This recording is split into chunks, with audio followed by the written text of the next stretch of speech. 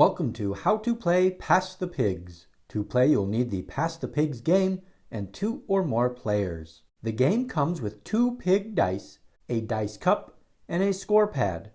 One player will be appointed the scorekeeper. The object of the game is to score points. Points are scored based on how a pig lands after being rolled.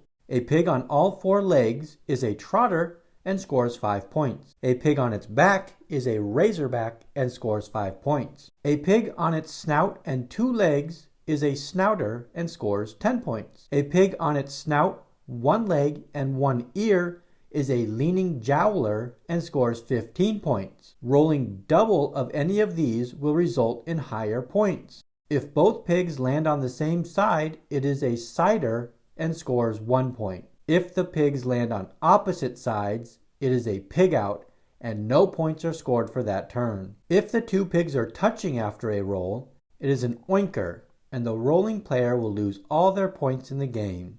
The game starts with the first player taking a turn by rolling the 2 pigs. Here, Wade rolls 1 razorback for 5 points. Wade can choose to score the 5 points or continue rolling to try and add to his points. Wade decides to continue rolling. On the second roll, Wade gets a pig out and loses the 5 points and scores 0 for this turn. Play moves left to the next player to start their rolls. Diana starts with a sider for 1 point and continues to roll. Next, she rolls a double razorback for an additional 20 points. Diana decides to stop and scores the 21 points.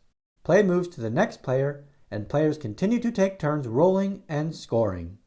The first player to score 100 points or more wins the game.